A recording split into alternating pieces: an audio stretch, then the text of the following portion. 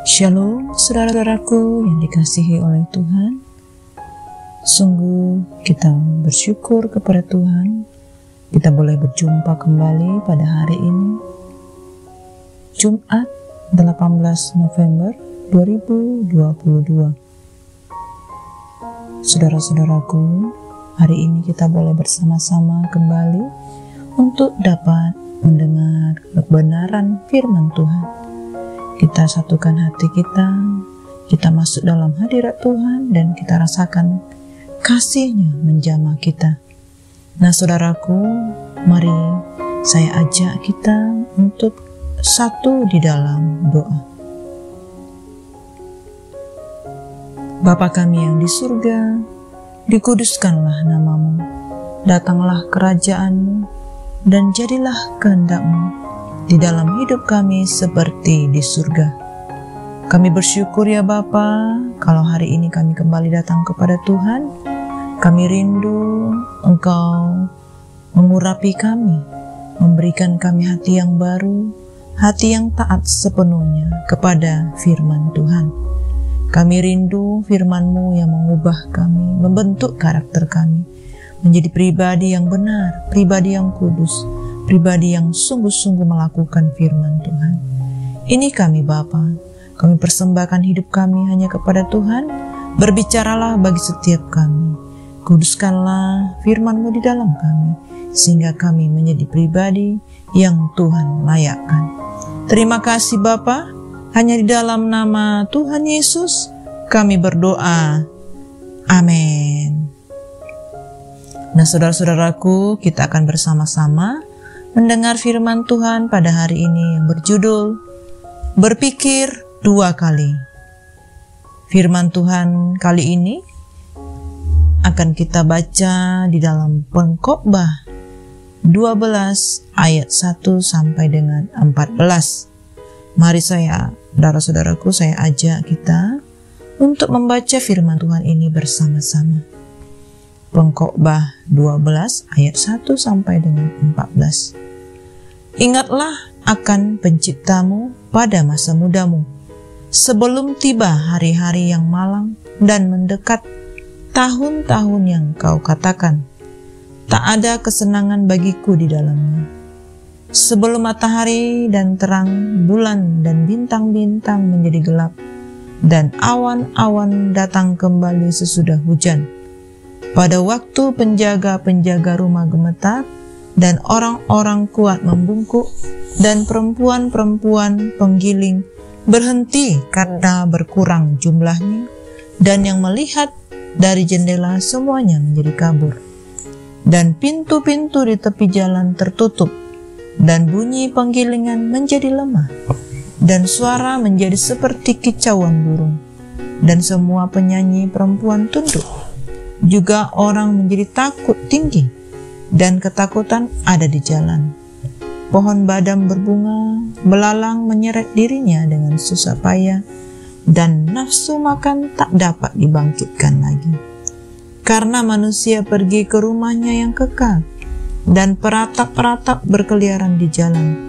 Sebelum rantai perak diputuskan dan pelita emas dipecahkan, sebelum tempayan dihancurkan, dekat mata air dan roda timba dirusakkan di atas sumur, dan debu kembali menjadi tanah seperti semula, dan roh kembali kepada Allah yang mengaruniakannya.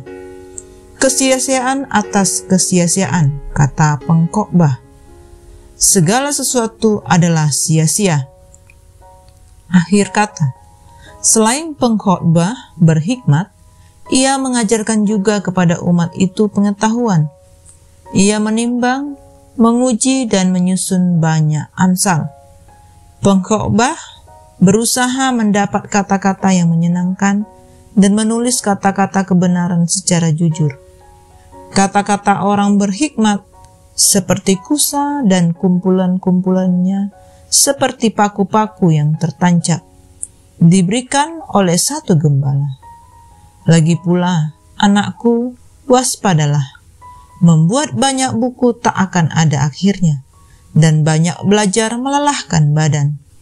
Akhir kata dari segala yang didengar ialah, takutlah akan Allah dan berpeganglah pada perintah-perintahnya. Karena ini adalah kewajiban setiap orang. Karena Allah akan membawa setiap perbuatan ke pengadilan yang berlaku atas segala sesuatu yang tersembunyi, entah itu baik, entah itu jahat. Amin. Nah, saudara-saudaraku, dikasihi oleh Tuhan, kitab Pengkhotbah adalah kitab yang ditulis oleh Raja Salomo di usianya yang sudah lanjut. Dalam kitab ini banyak sekali kata-kata ungkapan penyesalan dari seorang Raja Salomo karena perbuatan di masa mudanya. Ungkapan tersebut antara lain adalah, segala sesuatu adalah sia-sia, segala sesuatu menjemukan, dan usaha yang dilakukannya adalah usaha menjaring angin. Saudaraku, kenapa Salomo sampai bisa berkata seperti itu? Bukankah ia seorang raja yang punya segalanya? Di dalam Pengkhotbah ayat 1 ini, pasal 12, dikatakan, ingatlah akan penciptamu pada masa mudamu, sebelum tiba hari-hari yang malang, dan mendekat tahun-tahun yang kau katakan, tidak ada kesenangan bagiku di dalamnya. Saudaraku, Salomo menyesal di dalam hidupnya, karena ia tidak berpegang pada perintah Tuhan di masa mudanya. Seandainya Salomo berpikir 2 kali dan mengingat kepada Sang Pencipta, ia tidak akan menyesali masa mudanya. Oleh karena itu, saudaraku, pengamsal mengingatkan bahwa setiap keputusan haruslah melibatkan Tuhan. Langkah orang ditentukan oleh Tuhan. Tetapi, bagaimanakah manusia dapat mengerti jalan hidupnya?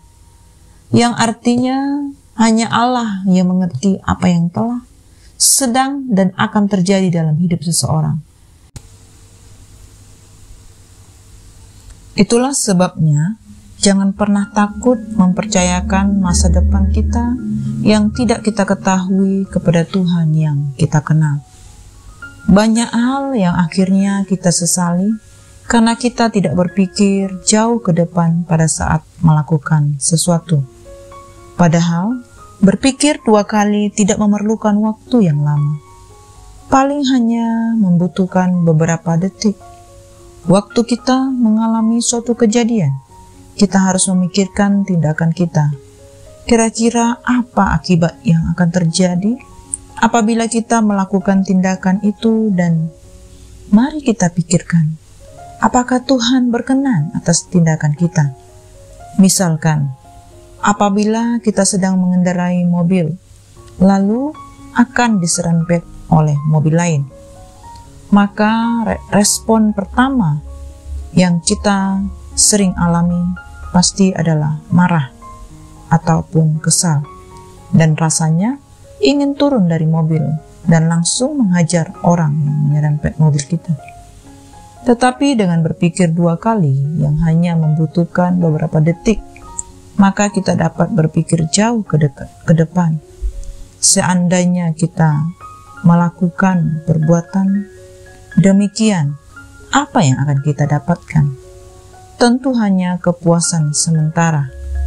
Dengan berpikir 2 kali, kita akan menyadari betapa bodohnya apabila kita melakukan hal tersebut, karena tindakan tersebut akan merugikan diri kita sendiri pada akhirnya nanti. Untuk itu sangat penting berpikir 2 kali. Berpikir 2 kali hanya menghabiskan beberapa detik dari setiap jam yang kita lalui setiap hari, tetapi mempunyai kekuatan yang luar biasa apabila kita menggunakannya dengan baik. Seandainya Salomo belajar tentang hal ini, ia tidak perlu bertobat di usianya yang sudah tua. Ia dapat melakukannya di usianya yang masih muda. Kita sungguh bersyukur dapat belajar sekarang, karena kita tidak perlu menyesal di kemudian hari.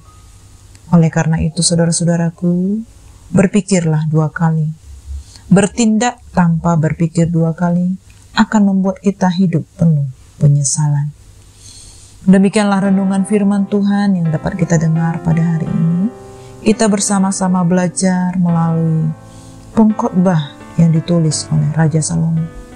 Kita bersyukur karena firman Tuhan yang mengubah karakter kita, membawa kita semakin menjadi pribadi yang berkenan di hadapan Tuhan. Nah, saudara-saudaraku, mari kita satukan hati dan tutup di dalam doa. Bapa kami yang sungguh baik, kami bersyukur buat firman-Mu yang sudah kami dengar. Kami bangga punya Allah yang hebat seperti Engkau. Kami mau semakin rendah hati, semakin Tuhan pakai menjadi alat bagi kemuliaan Tuhan. Ampuni kami setiap kesalahan, pelanggaran kami yang kami lakukan, yang tidak berkenan di hadapan Tuhan. Kami rindu ya Bapa, kami boleh berjalan bersama dengan Tuhan. Kami rindu Tuhan yang membawa kami semakin kami mengenal Engkau pribadi. Dan kami percaya sepanjang hari ini kami diberkati, sepanjang hari ini kami diperlengkapi, dipersiapkan menjadi pelaku firman Tuhan. Terima kasih Bapa, sertai kami terus. Hanya di dalam nama Tuhan Yesus kami berdoa. Amin. Semangat pagi, semangat berkarya. Tuhan Yesus memberkati.